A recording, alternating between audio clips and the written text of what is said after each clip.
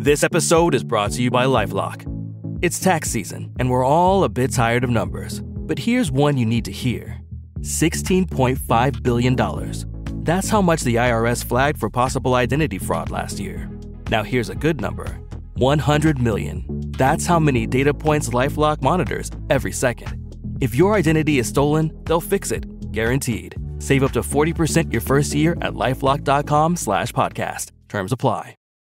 Se gostarem deste e de outros conteúdos Broá, considerem tornar-se patronos em patreon.com/broapodcasts, onde podem ter acesso a episódios exclusivos de vários programas. Visitem patreon.com/broapodcasts para mais informações. Arcis-sur-Aube, França, 1767. Ninguém vem salvá-lo. O rapaz corre desesperadamente, grita por ajuda, mas ninguém o ouve. Lá à frente, demasiado longe, vê a porta de sua casa, o portal mágico para um mundo de segurança. Foi apanhado. Vem atrás dele, sente o sol vibrar, escuta os passos galopantes e os bramidos de fúria. É como se um exército inteiro quisesse esmagá-lo. Por mais que corra, o sol treme cada vez mais. Os urros de ódio rodeiam-no a centímetros do seu ouvido. De súbito, uma montanha desaba sobre a sua cabeça. O seu nariz e boca explodem de dor. A luz do sol apaga-se e sente o mundo rodopiar à sua volta até aterrar com o solavanco. O rapaz cospe uma golfada de sangue e leva as mãos à cara. O seu maxilar, nariz, bochechas, tudo lhe parece ferver. Sente o pulsar do coração na carne esmagada. E à sua frente, a tapar o sol, vê o enorme corpo negro de um touro. A ponta de um dos seus cornos manchada de sangue vermelho. O seu sangue. Era aquela a criatura que o perseguia e que conseguiu apanhá-lo. A única vez que voltará a fugir de uma força como esta será no dia em que caminhar para a guilhotina. Esta é a história de Georges-Jacques Danton, o terceiro homem a fazer a revolução.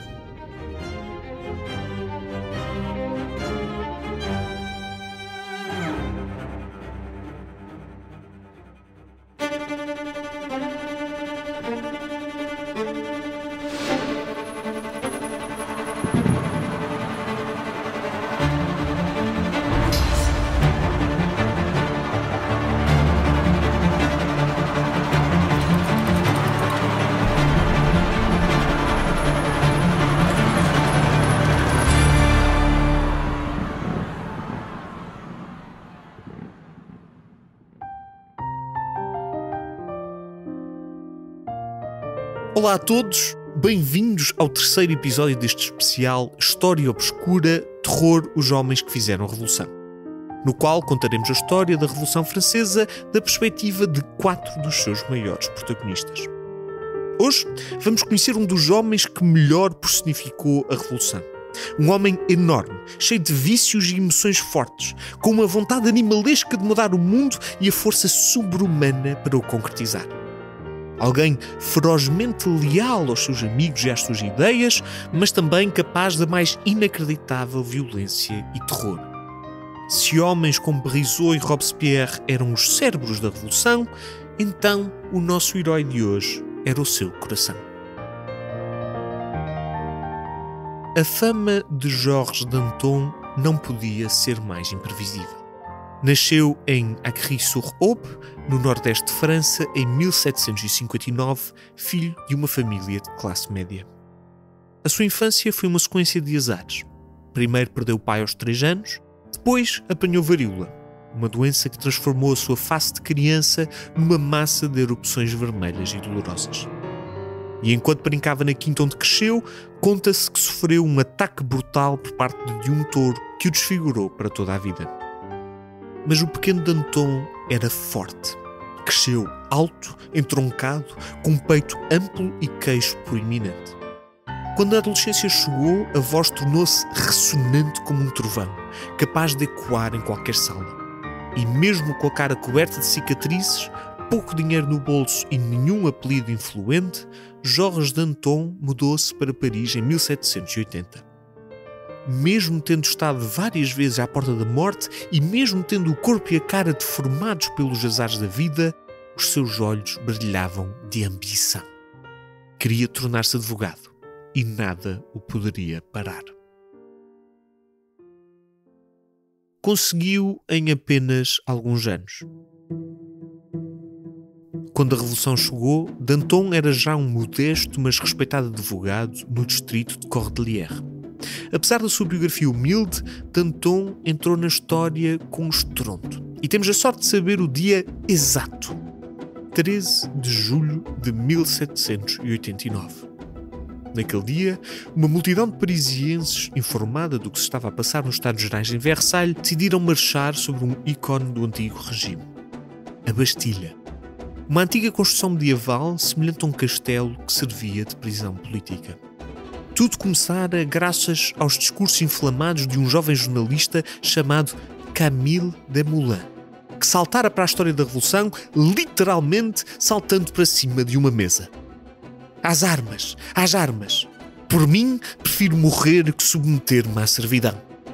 Os improvisos oratórios de Desmoulins inflamaram as ruas de Paris e levaram cerca de 1000 pessoas a rodear a fortaleza.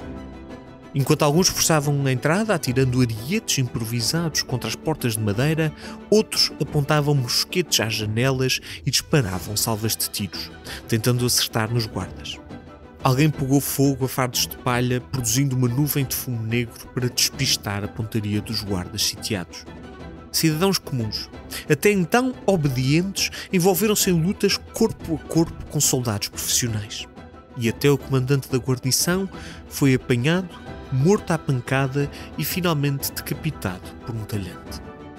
Em apenas algumas horas, os parisienses subiam e desciam as escadas, as muralhas e as paredes da Bastilha como formigas a atacar um enorme repousado.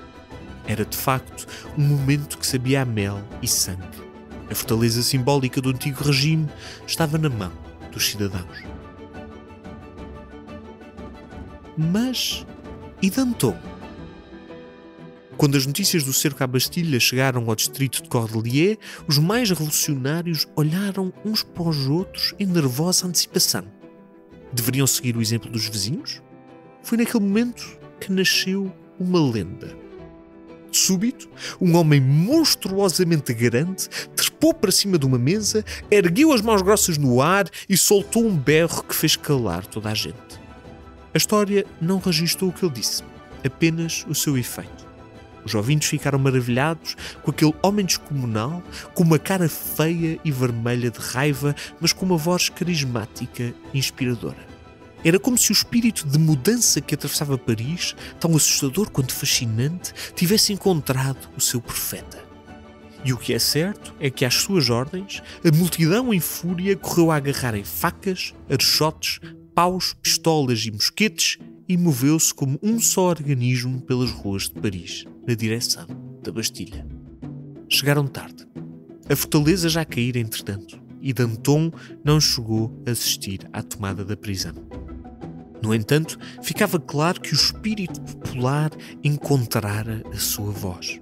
Bastava Danton abrir a boca e milhares estavam dispostos a obedecer-lhe.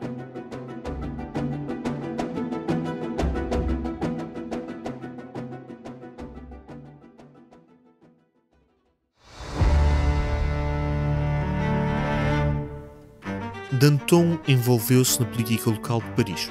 Aproximou-se do Clube dos Jacobinos, fez amizade com Barrizot e Robespierre, passou a abrir a sua própria casa a reuniões informais de advogados, jornalistas, políticos, diplomatas e, no geral, homens interessados em discutir o futuro de França. Chegou mesmo a participar na fundação do Clube Cordeliers, em abril de 1790, uma sociedade política localizada num antigo convento. Mas o espírito revolucionário de Danton tinha uma particularidade. Ao contrário dos jacobinos, que atraíam maioritariamente a burguesia e até alguns aristocratas, os Cordeliers procuravam dar voz aos mais pobres, à maioria silenciosa, no fundo, às maiores vítimas do antigo regime. A entrada no Clube Cordeliers era extraordinariamente barata e, assim, acessível a todas as carteiras. Danton e o seu clube defendiam o sufrágio, a democracia representativa e os direitos mais elementares de cada cidadão, independentemente da sua classe social. E tal como reunia com Robespierre e Brissot, Danton fez amizade com Jean-Paul Marat, o radical apoiante dos sans-culottes, que, como vimos, viria a morrer na sua banheira às mãos de uma apoiante dos girondinos. No fundo, podemos pensar em Danton como um homem tão intelectual como prático, tão burguês como populista, tão apaixonado pelos grandes conceitos como pela vontade dos mais pobres. Mas o seu maior aliado seria, sem dúvida, o jovem advogado e jornalista Camille Desmoulins, o principal instigador da tomada da Bastilha. Lado a lado, os dois homens faziam um contraste impressionante. Enquanto Danton era alto, vigoroso e musculado, Desmoulins era baixo e magro e tinha um nariz aquilino, 2 olhos pequenos e um cabelo negro e lambido. Danton era um grande orador. Desmoulins era gago. Não era difícil imaginá-lo madrugada adentro, à luz das velas, com as mãos cobertas de tinta a escrever panfletos inflamáveis. Uma semana depois da queda da Bastilha, os textos de Desmoulins eram já lidos nos cafés e avenidas, incluindo a sua crítica aos privilégios do rei, os abusos da aristocracia, a complacência dos moderados e a necessidade de uma república francesa. Por isso, era o aliado perfeito para o combate de Danton e dos seus cordeliers. Não é acidente que o símbolo do clube fosse um enorme olho humano bem aberto. Danton, Desmoulins e companhia viam-se a si mesmos como os vigilantes populares do poder, sempre atentos ao mais microscópico sinal de abuso ou arbitrariedade, quer do antigo regime, quer das novas instituições revolucionárias.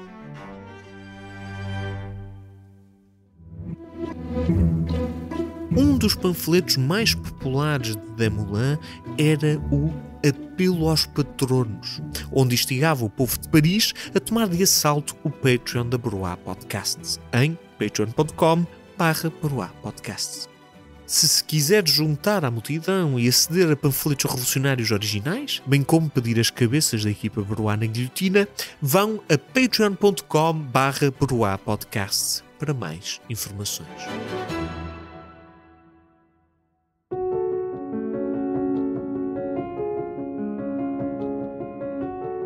Mas não foi preciso esperar muito tempo para que o olho aberto de Danton tivesse de encarar o horror da Revolução.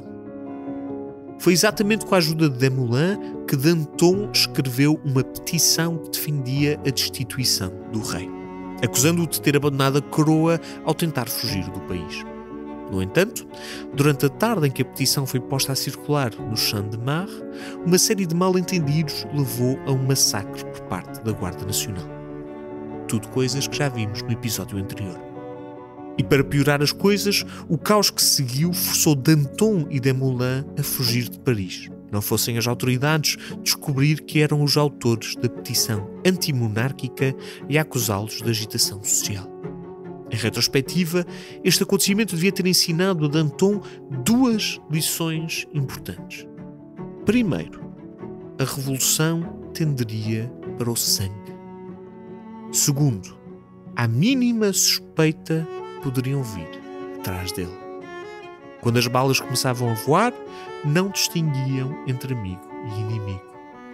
Mas Danton, o grande herói popular, o touro ambicioso da Revolução, não iria desistir tão facilmente.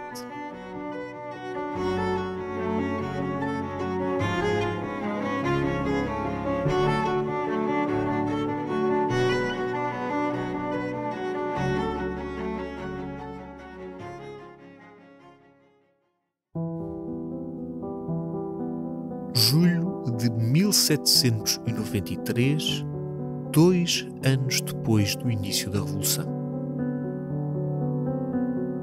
A situação evoluiu de forma tão acelerada que o massacre de Champ-de-Mars parece agora uma memória distante. A França está em guerra. De um lado, as tropas revolucionárias francesas, cujos principais apoiantes eram Brizot e os seus girondinos.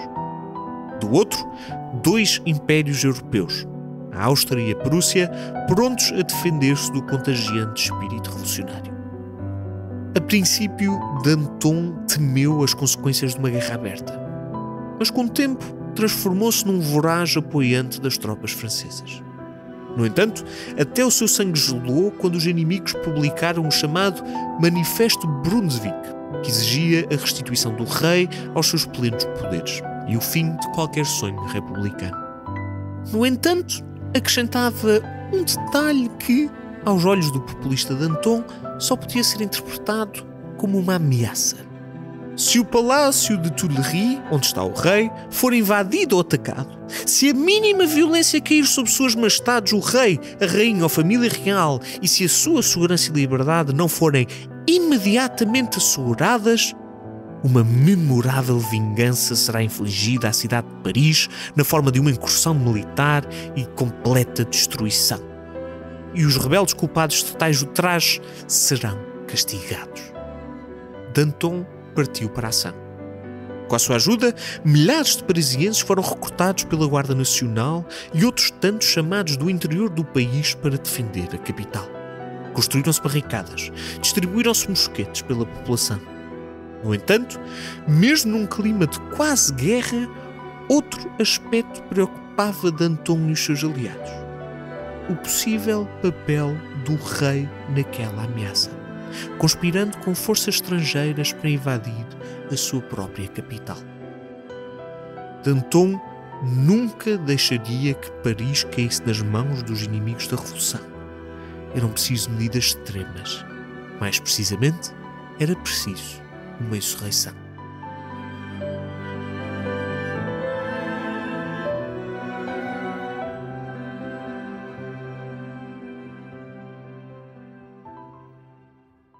Palácio de Tuileries, Paris, 10 de agosto de 1792, 1 ano e 1 mês depois do início da Revolução. Luís XVI vai à janela e espreita lá para fora. Já esteve naquela situação. Há 3 anos, em Versailles, assistiu à aproximação de uma turba de mulheres ao afiar das facas, aos gritos furiosos dos seus súbditos.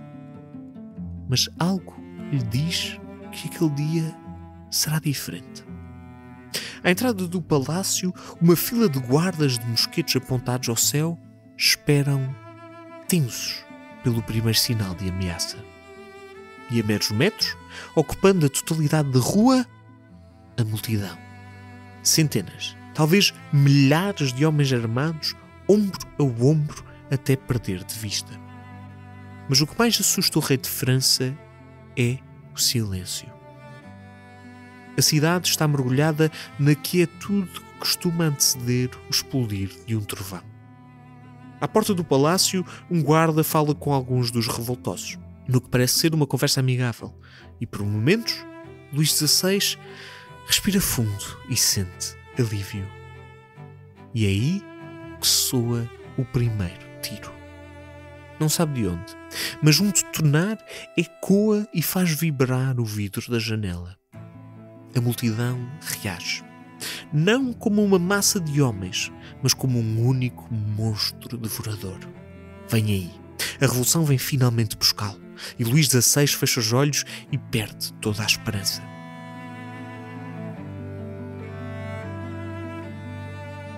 A invasão ao Palácio de Tuileries não foi uma explosão orgânica de violência, como a tomada da Bastilha. Pelo contrário, teve um mentor principal: Georges Danton. Nas reuniões do Clube Cordelier, Danton, Desmoulins e os seus aliados organizaram todos os detalhes da insurreição: a tomada da administração da cidade, a criação de uma comuna insurrecional, a prisão e execução do comandante da Guarda Nacional, a instalação do próprio Danton como ministro da Justiça e, claro, a tomada do palácio. O objetivo era exigir a rendição de Luís XVI, que seria levado, juntamente com Maria Antonieta, para uma prisão controlada pelos Cordelier. No entanto, um dos guardas do palácio abriu fogo e qualquer plano foi por água abaixo. 20.000 soldados revolucionários dos 4 cantos de França fizeram frente a menos de 2.000 guardas fiéis ao rei.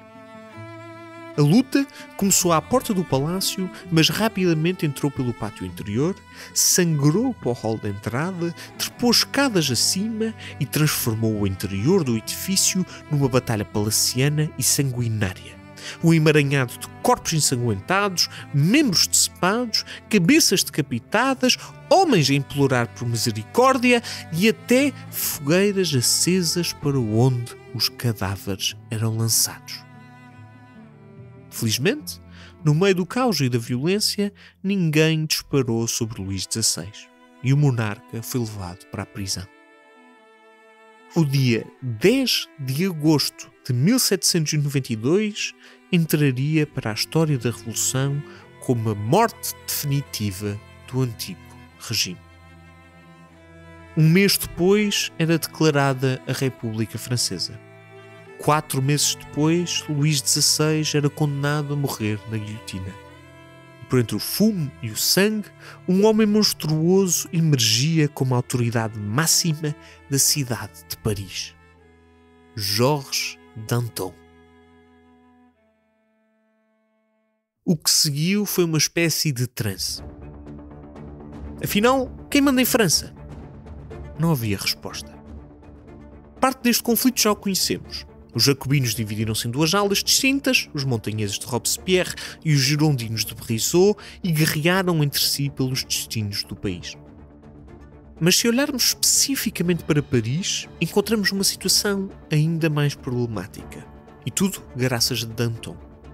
O pavor das tropas prussianas e austríacas ainda era sentido. A paranoia governava sobre a cidade e todos os nobres, aristocratas e clérigos eram acusados de apoiar o rei deposto e conspirar contra a revolução. Os clubes políticos atacavam-se nos jornais e nos panfletos, trocando acusações paranoicas. E para manter a paz social, Danton ordenou um autêntico estado de sítio, buscas violentas a casas de suspeitos e prisões em massa. No entanto, as suas tentativas de controle da violência não foram suficientes.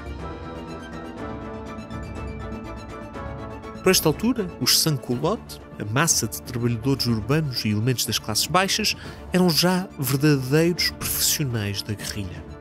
Organizavam-se em milícias, usavam armas roubadas, montavam barricadas e até entraram no exército e na Guarda Nacional. Os jacobinos e clubes políticos podiam controlar os parlamentos e assembleias, mas os sans-culottes eram os verdadeiros senhores da rua. Depois de participarem na invasão ao Palácio Real, os sans-culottes foram à procura de inimigos em cada esquina.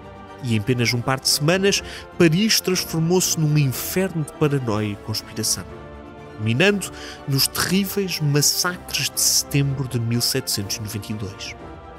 Um mar de violência e morte indiscriminada, com esquartejamento e decapitações tão aleatórios que apanhariam todos desprevenidos e seriam motivo de terror até para os jacobinos e dantonistas. Em várias prisões de Paris, os prisioneiros políticos da Revolução eram julgados em tribunais improvisados e espancados ao ar livre. Mais de 110 padres católicos foram brutalmente assassinados dentro de uma igreja. Nobres e aristocratas, incluindo Maria Teresa de Saboia, a confidente da Rainha Maria Antonieta, foram forçados a jurar o seu ódio à monarquia. E se recusassem, eram esfaqueados por uma turba furiosa. No total, 1.500 pessoas foram mortas, na sua maioria acusados de contra-revolução. Os sans-culottes eram uma força própria que não respondiam perante ninguém. Se é verdade que Danton não deu ordens específicas para massacrar ninguém, também é verdade que nada fez para controlar a onda de violência. Longe iam os tempos de modesto advogado que criou os Cordeliers, discursava sobre a justiça e o bem-estar dos cidadãos e temia a violência e o abuso de poder. O ministro da Justiça Danton não olhava a meios para manter Paris à tona. mesmo que, para isso, tivesse de permitir o terror.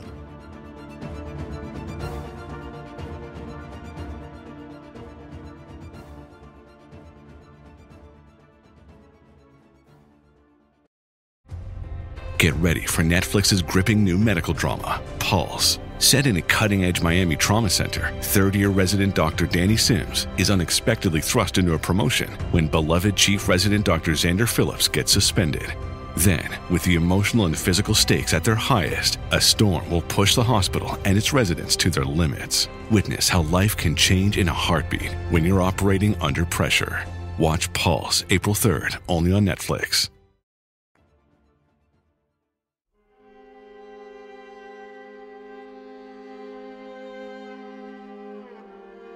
Georges Danton viveu neste clima durante 6 longos meses. Um misto de violência sanguinária com a certeza inabalável de que estava a proteger os parisienses.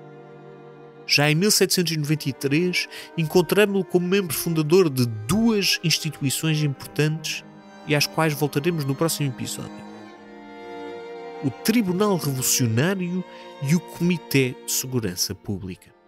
Ambas criadas para perseguir, julgar e subordinar os inimigos da Revolução. Juntas, centralizavam poderes extraordinários, incluindo o legislativo, executivo e judicial. Prática, quem controlasse o tribunal podia acusar, julgar e executar quem quisesse. E quem liderasse o comitê tinha nas mãos a totalidade do poder político em França. Em março de 1793, no seu estilo oratório inconfundível, Danton fez uma defesa apaixonada da criação do tribunal, ainda que, nas entrelinhas, deixasse transparecer o seu próprio receio das forças que estava a libertar. Sejamos terríveis para que o povo seja poupado à necessidade de ser terrível. Estabeleçamos um tribunal, não um bom tribunal, certamente, isso é impossível, mas um tribunal tão bom quanto possível para que o povo saiba que a espada da lei está suspensa sobre a cabeça dos seus inimigos. E é aqui que a história de Danton sofre uma reviravolta surpreendente. E tudo graças aos girondinos. Se bem se recordam, Brissot e os seus girondinos incompatibilizaram-se com Robespierre e os montanheses, em especial quanto à guerra e ao destino de Luís XVI. Era o fim da união dos jacobinos e só um lado podia ganhar. Graças ao seu controle sobre o Tribunal Revolucionário e o Comitê de Segurança Pública, os montanheses de Robespierre conseguiram deter Brissot e os outros 21 girondinos. E, eventualmente, condená-los à morte. Não eram suficientemente patriotas. Não eram suficientemente revolucionários. Não eram suficientemente puros. Acontece que Danton não simpatizava apenas com um dos lados. Ao longo da Revolução, colaborara quer com Brissot, o casal Roland e outros girondinos, quer com Robespierre e os montanheses. Por isso, quando os girondinos foram presos e julgados, sem oportunidade de se defender, é como se Danton tivesse acordado do seu transe revolucionário. De repente, os seus aliados iam a caminho da guilhotina, enquanto Robespierre emergia como o homem mais poderoso da Revolução. E se hoje caíam os girondinos, quando seria a queda de Danton e dos seus aliados? Desesperado, lutou para que Brissot e os outros girondinos fossem libertados, dizendo: talvez o terror tenha servido o seu propósito, mas agora ninguém quer ver outro homem ser tratado como um criminoso só porque não tem suficiente entusiasmo revolucionário. No seu jornal Le Vieux Cordelier, Camille Desmoulins, o maior amigo e aliado de Danton, usava a sua caneta afiada para criticar os excessos da Revolução, escrevendo: querem remover os inimigos através da guilhotina. Houve alguma vez semelhante loucura? Não podemos eliminar um único homem no cadafalso sem fazer 10 inimigos dos seus familiares e amigos. Penso de uma forma bem diferente daqueles que vos dizem que o terror deve permanecer na ordem do dia. Isto um pequeno à parte, vindo dos mesmos homens que exigiram a decapitação de Luís XVI. O touro da revolução e a caneta do povo tornavam-se as vozes da moderação. Contudo, nem Danton nem Desmoulins foram bem-sucedidos e os girondinos acabaram na guilhotina. Diz-se que Desmoulins foi visto a chorar copiosamente quando viu cortarem a cabeça a Brisot, um facto que, mais tarde, se viraria contra ele. Quanto a Danton, diz-se também que caiu em lágrimas ao saber do destino dos girondinos, dizendo: "Não serei capaz de salvá-los." Tinha razão, era tarde demais. Danton viu os seus amigos girondinos serem julgados no Tribunal Revolucionário. Viu-os acusados pelo Comitê de Segurança Pública. Viu-os decapitados pela lâmina da guilhotina. Viu os mecanismos de terror, violência e opressão que ele próprio criara virar-se contra homens que considerava inocentes. E de um dia para o outro, Georges Danton apercebeu-se do verdadeiro horror da sua situação. Criaram monstros. Foram longe demais. E agora poderia ser tarde para voltar atrás.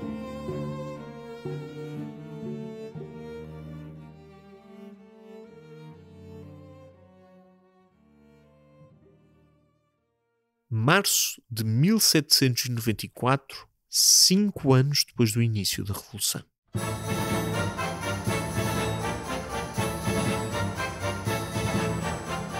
Brisot foi executado há 5 meses. Robespierre e os montanheses fortalecem o seu poder e Danton é um homem mudado. O gigante de Cordeliers dedicava agora a sua vida política a refrear o terror. Nas reuniões do seu clube, na Comuna de Paris ou na Convenção Nacional, a descendente direta da Assembleia Legislativa, Danton tomava o palanque para erguer a sua estrondosa voz contra as arbitrariedades do Tribunal Revolucionário e do Comitê de Segurança Pública. No entanto, nas sombras, os seus inimigos preparavam a sua queda. Ao longo dos meses seguintes, Danton foi acusado de uma série de escândalos. O general francês de Maurier, que entretanto desertara para o lado austríaco da guerra, era amigo pessoal de Danton. Será que estavam metidos em alguma conspiração? Dívidas antigas do seu tempo de advogado tinham sido pagas com uma facilidade extraordinária. Será que era corrupto? A certa altura, Danton defendeu publicamente Fabre d'Églantine, seu secretário e amigo pessoal acusado de um escândalo económico. Será que também ele, Danton, estivera envolvido? O grande companheiro de Danton, Camille Desmoulins, continuava a atacar os montanheses e, em especial, Robespierre. Será que os dois eram contra-revolucionários? Lentamente, uma nuvem de suspeita caiu sobre o líder dos Cordeliers. O objetivo era claro.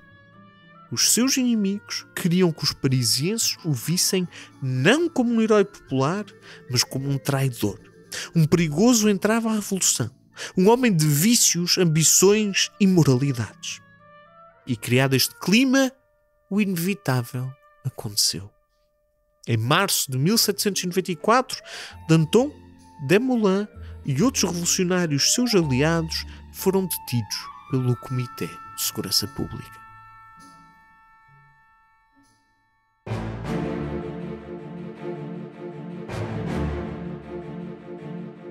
O julgamento durou apenas 3 dias e foi tão performativo como aquele que condenara os girondinos.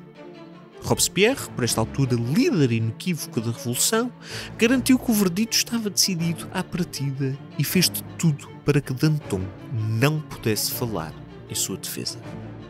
No entanto, Danton teve uma derradeira oportunidade de falar aos franceses e fê-lo no seu estilo inconfundível, deixando transparecer o desespero de um touro enjaulado. Que aquele que me acusa produza as suas provas, as meias provas, as evidências da minha venalidade.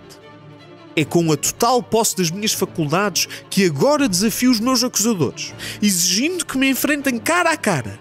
Permitam que aqui venham e irei enviá-los de volta ao esquecimento do qual nunca deviam ter saído. Apareçam, vigia-impostores, e eu arrancarei das vossas faces as máscaras que vos protegem da vingança popular. Foi tudo em vão. Antes mesmo do verdito ser lido pelos membros do júri, os condenados foram levados para uma sala à parte onde lhes cortaram o cabelo, a preparação típica para aqueles que iam morrer na guilhotina. Jorge Danton, Camille Desmoulins, Fabre d'Églantine e outros 13 dantonistas foram levados ao cadafalso no dia seguinte, 5 de abril de 1794. O sol punha-se sobre Paris e uma multidão aglomerou-se à volta da guilhotina para ver morrer um dos seus maiores porta-vozes.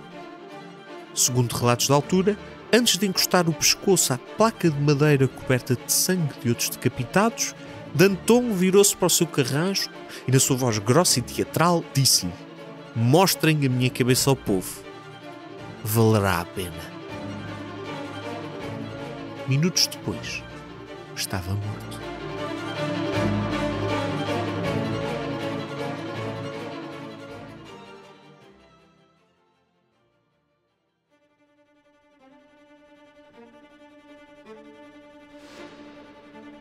Jorge Danton é o terceiro protagonista deste programa a morrer na guilhotina. Mas até agora é o que tem a ascensão mais meteórica e a queda mais trágica. Não é uma figura consensual.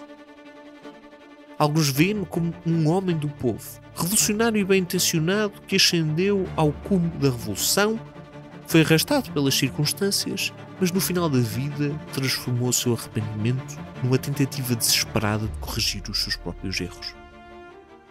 Outros veem nele um monstro ambicioso que enriqueceu à custa da revolução, usou o poder para seu próprio proveito e pelo caminho instalou em Paris os mecanismos do terror.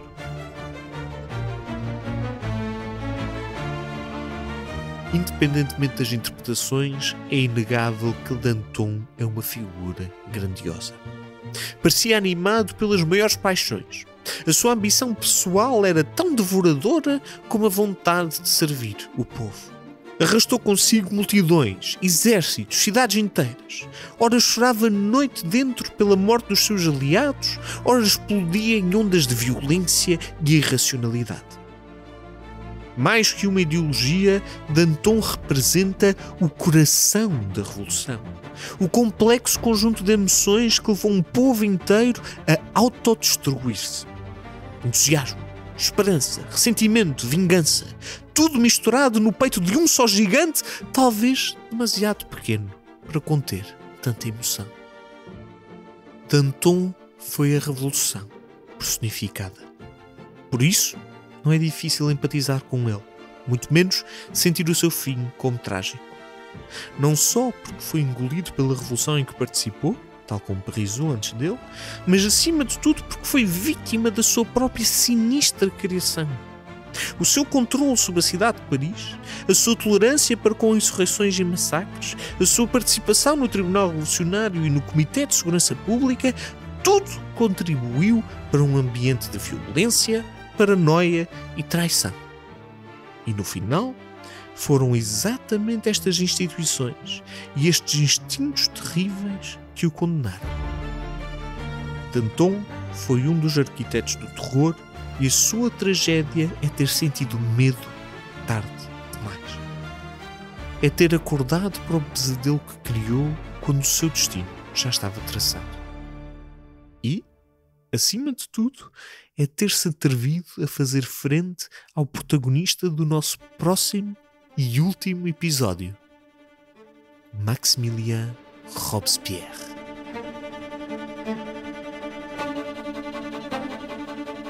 Obrigado a todos por terem ficado connosco mais uma semana.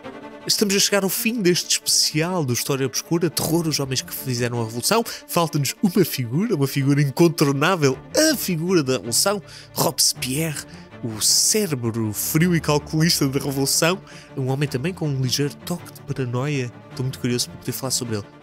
Danton tem um contraste muito marcante com Robespierre. Enquanto Robespierre era pequenino, franzino, iluminista, hiper-racional, frio, Danton era enorme, vasto, ambicioso, explosivo. Se um era o cérebro, outro era o coração da revolução, e por isso Danton é uma figura muito apelativa. É difícil não ler Danton, não estudar Danton sem sentir um certo, não quero usar o termo apreço, porque sobre a revolução podemos ter várias interpretações, mas definitivamente um entusiasmo com ele. Nós estamos neste momento também a lançar os episódios do Fasci e há de certa forma um paralelismo com Mussolini em algumas coisas, porque são ambas figuras muito expansivas na sua vida, na forma como viviam e na sua ambição perante o mundo. Danton é expansão e é emoção. Danton é também Paris, que foi até agora um elemento que não tínhamos tido grande oportunidade de falar. Andámos sempre a ver a Revolução como um todo, mas Danton é muito o que acontece especificamente na cidade de Paris. A Comuna de Paris, os clubes de Paris, o controle popular em Paris. Muito da Revolução é marcada pela vivência específica da cidade e infelizmente até deixa-se de fora muitas coisas que passaram no redor, como por exemplo as revoltas federalistas que nós falámos no último episódio e até as revoltas na Vendée das contras-revoltas. Para a semana vamos terminar o especial com Maximilien Robespierre e espero ver-vos todos lá. Até para a semana.